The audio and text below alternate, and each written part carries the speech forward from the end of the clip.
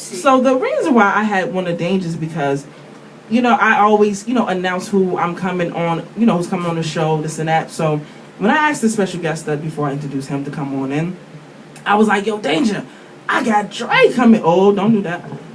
Miami, don't do that. Okay. Okay. Thank you, baby. I appreciate you for that one. Okay. So when I told him I was bringing this special guest, he was like, yo, he knew automatically who he was. He knew his music. He was like really excited. So I'm like, yo, I got to have him as my DJ because, you know, one thing I promote is good music. I don't care. You know, I tell everybody this and I'm being honest. I rarely listen to mainstream because it's not that good music. I listen to mostly local artists. If you go on my car right now, I got a CD full of local artists. It's Dizzy Bang, Malik Young, they just played, you know, and now I got Dre Robinson in there, so I can definitely play some of his, you know, his songs in there too. So before I introduce him properly, let me get the history on me. So I've been a fan for a long time. I won't say how long because I don't remember, but it's been a long time. Now, I remember this. This is like an embarrassing moment, so I got to get this up and out and way. I was kind of like new to Instagram, and I found him. So I was like, oh snap, I'm gonna follow him, right? So I was kind of, I think that was the sort of the time I was doing the blogs. I was on BNN at the time, if everybody don't know, which will be happening next month. My show, Real Talk with Kizzy on BNN will definitely be airing. So maybe we can get Dre. I will let you know when that all come down. So maybe we can get Dre, you know, to come on the TV too. So I hit him up and I was like, yo, I'm gonna make him my MCM because I never had one. Too bad Dre never liked the post. He never said thank you, no nothing, and I don't think I had an MCM ever since. But I was like, yo, it was more or less I was a fan, not so much of like a groupie. It's his music and what he's done for like the Boston scene. So when I hit him up for him to come, and he was like, I was so nervous because I didn't know if he was gonna come or not. He wasn't. So, but he's definitely in the building.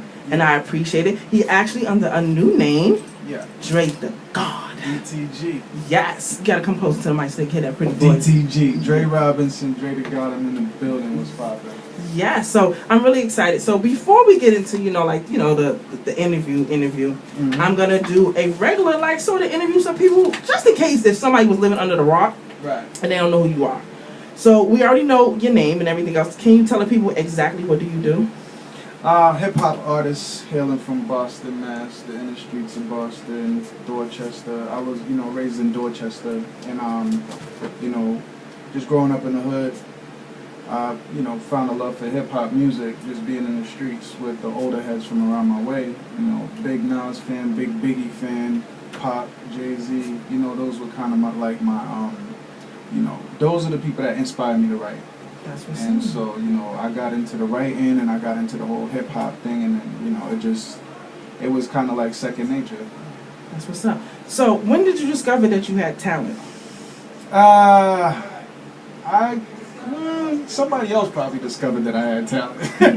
Like, you alright, Dre, you know, because, you know, you go to school and everybody be banging on the tables, everybody be rapping, doing their little 1-2, and you go in and do your little 1-2, and you're like, alright, you got some flow with them, you know, so you kind of like, you see, like I said, I was inspired by Big, Pop, Nas, you know, Jay, all of them, so, you know, I kind of started writing and kind of starting to take it serious, and he's like, yo, you got some potential, so I went hard with it, and it, you know, became what it became from doing it. That's what's up. So when did you say, I want to take this serious, like this is my career, this is what I want to do, I'm gonna go full-fledged into it? Probably a little after high school, because, you know, I didn't go to college, so, you know, I was kind of in the streets, didn't make it to college for various reasons or whatever, you know, so I kind of went out of town. I was down in the South with my cousin in Atlanta, and I just stayed writing, and when I came back, I got with an independent company here. It was called, I forget the name of the company, but that's kind of, I was in a group, Dre and Stab, and classic. Yeah, I was in a group, Dre and Stab, and you know, we started doing shows and recording, and we actually got signed to this label here called Lifeline Records. Well, that's what it was. And then it turned into Escrow. And he went to, you know, they would take us back and forth to New York. And we was recording with Clark Kent, DJ Clark Kent. And, you know, but I was still, you know, developing my craft, my writing skills, my flow, my delivery. And he got a distribution with RCA. But Clark was telling him that, you know, the artists you have from Boston, they're not strong enough to kind of, they're not nice enough to be that like forefront group for you, for your label through, you know, because you have distribution through RCA.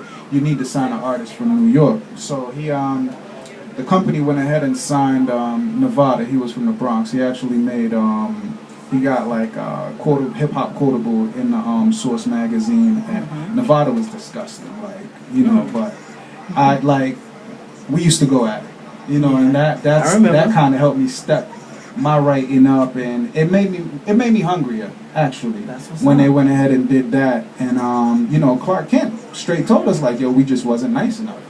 So it was like, either if you're gonna take that and make it break you, or you're gonna take that and use it as fuel for your fire to develop your craft, get better, and, you know, get right, and come and let them know like, nah, you know, it takes a little bit of work, but if you keep at it, you will get better. It's like anything, you know what I mean? The more you do it, the better you get at it. That's true. And that's just what it became. And things didn't work out with the Dre and Stab situation, so I kind of went my own way. I went solo. You know, he kind of went with Stab, went his way, I went my way. I got with Joe Politics from Polymore Music was kind of was like he's an older brother to me, and he was kind of like, to him, I know him. Big up to Joe Politics.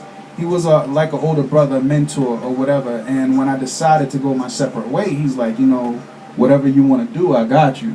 So if you still want to do this, I'm gonna rock with you. So he was like, yo, just get a bunch of beats, instrumentals, and write. We'll put a mixtape together. And that's when I created my first solo project called Starvin'.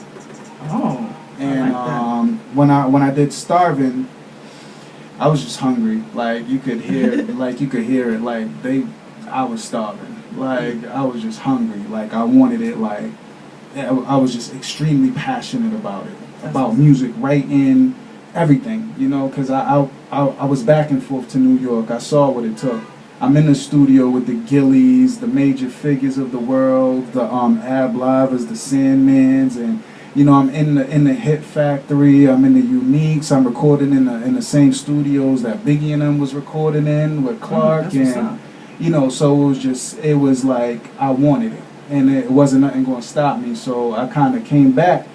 I was in New York at one point, and like it was this huge cipher at the studio with the major figures. You remember that group with Gilly and all of them from Philly? It's like, yo, it's like unbelievable what them dudes do in person. You know what I'm saying? Seeing it, hearing it, just hearing the music is like, yeah, they nice. But when you see them in person and they just put on a beat, like when you go to the studio with Clark Kent, he's just gonna put on a beat and it's just gonna play for hours. And if you're an MC, you just gotta rap. You know what I'm saying? You just go. You know, so these dudes, when they were going, and it's like, I'm like, I was blown away. Like, I was like, yo, put me on a bus. I'm going back to Boston. And I literally came home, locked myself in the house, and just like created my own flow, delivery. And that's when I created my first mixtape, Starvin'. And like it generated a buzz for me, and that's how I got signed to the independent company here called Mass Appeal. Okay. And Mass Appeal got major distribution through Universal Records. That's what's up. And I put together the studio album with Mass Appeal, but you know, contract situations kind of didn't work out. Things went south. Shit was bitter. It didn't work out how I planned it, but I got a lot of exposure through that label. It was a machine behind me, you know? It was a machine behind me, and as an artist, when you have a machine behind you, you can do a lot more than you trying to do it on your own. This is true. Because you're spending someone else's money. Right. When you're an independent artist and you have to spend your money for studio time, traveling, promotion, like it takes a lot. It takes a lot out of your pocket when you don't have a budget, because you still got to deal with real life. You still got to live. When they call them struggling artists really be struggling. They do. They really struggle. So, it was a great experience being in those situations, and it taught me a lot as an artist. That's what's up. See, I enjoy you already. Can you tell me some of the producers that you've worked with? Well, damn, there's a long list of producers I work with. Can you tell me some of your top 5? Clark Kent, of course. Clark Kent, he's a legend in the game. Like, just working with him alone was like, it was a learning experience. Mm-hmm. Clark Kent.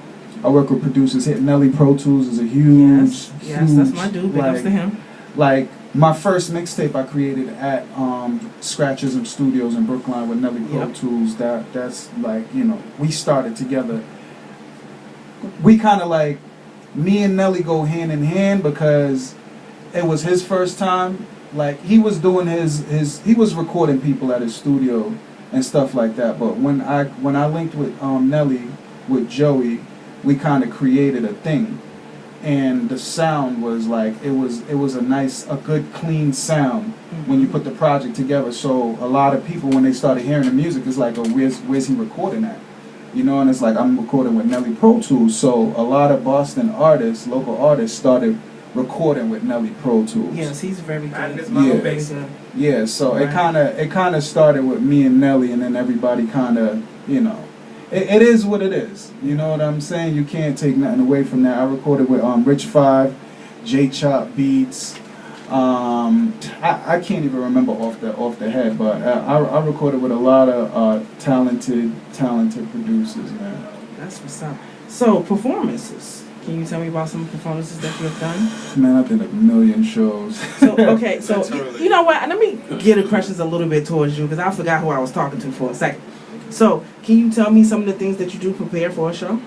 To prepare? Yeah. Man, I drink a lot of water. Which I just found out you're not supposed to be drinking cold water. Thanks for Cassie, she told me. I don't sing. Oh. That's for vocalists. I drink a lot of water. I go to the bathroom a lot because I drink a lot of water. But to prepare for a show, I usually just if I know there's 2 acts before me, I kind of just try to get by myself and just kind of chill out. Yeah, chill out. I try to you say your prayer, you try to get in your zone and you focus, you go over your routine, and then you just, it's like you can't teach it. It's like you just gotta when you get on stage, you're like somebody else. It's just it's like a transformation. Right. It's a transformation when you get on stage. I believe it, because when I'm behind this mic, I'm somebody different. you transform. It's like you become your craft. Right. You become your art. You're portraying your art on stage, so you gotta kind of live in that moment. And that's just me. Whenever I don't know if you've seen some of my stage performances. I've actually seen you perform. People hear me and they talk to me and they're like, "Yo, you're so calm, Dre.